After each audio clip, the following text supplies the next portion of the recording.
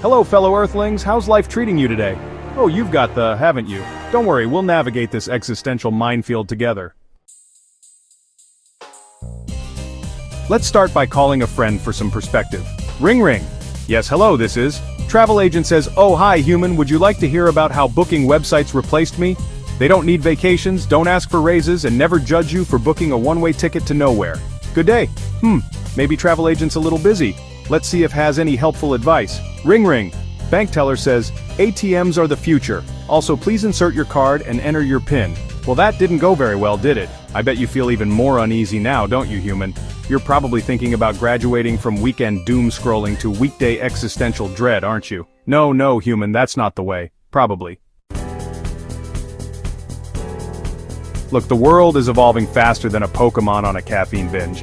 It really is. The only thing I dislike more than living here is the fact that my smart fridge is probably judging my life choices. But that's okay.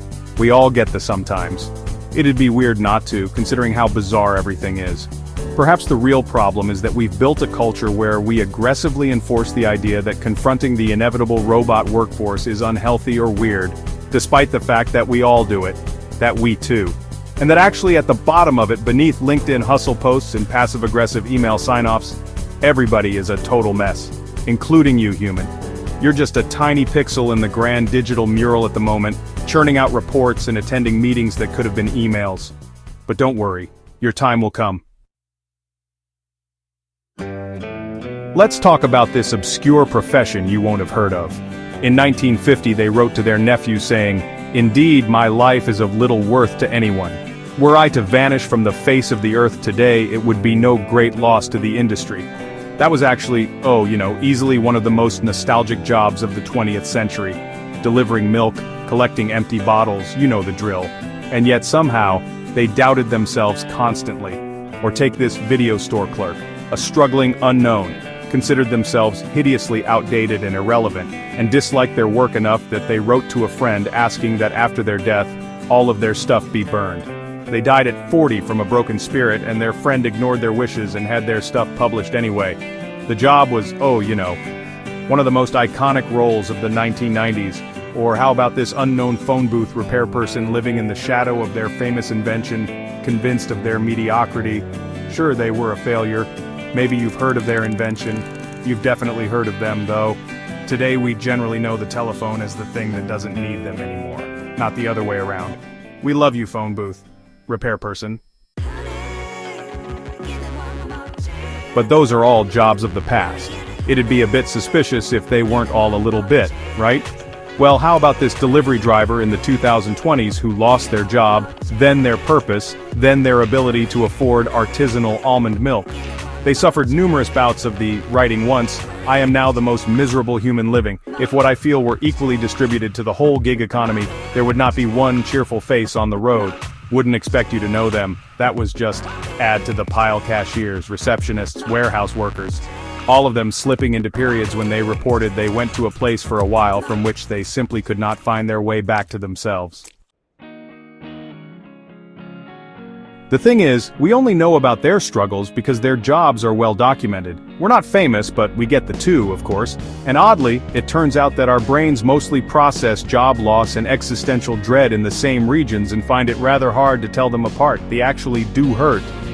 Have you hung out with people after they've been replaced by a drone? It's like they've been shot. Now, if so many of us go to the bad place in the course of our careers, and if civilization is so old, how come we still don't have an agreed sense of how to combat or even talk properly about the emotional ouchies? We know what to do about broken printers and spilled coffee. Why don't we know how to fix broken careers? Probably because we rarely know how to describe any of this stuff even to ourselves. English is terrible for talking about complex emotions, especially the sad ones. Other languages are far more specific. For example, the Arabic for hoping you die before your job becomes obsolete so you don't have to live without it. Or the French for literally the wit of the staircase, for when you think of the perfect comeback to your boss's criticism, but you've already left the meeting. Or Italian for reheated cabbage, as in trying to restart a career that didn't go great last time. It won't this time either. Please stop it. But we're lacking for nice things in English too. Portuguese for when you're running your fingers through the hair of someone you rather like, or Japanese for when you first meet someone and you already suspect that the two of you might be destined to fall in love. And my personal favorite, German for the feeling of solitude you get when you're alone in the woods, which isn't supposed to be sad at all, but surely that can also be the worst experience. Because there are two modes of being out in the woods. No, there's the old having a map and a plan and a big backpack full of snacks. And then there's the other mode, when you're stuck in the woods, lost at twilight, out of Wi-Fi, with nothing but a terrible sense that you're never ever getting out of this place and you're completely alone in the struggle to update your resume. But it's alright, because here in the present stuff has finally calmed down and everything is definitely going to go just swimmingly from now on. Right, human? Right?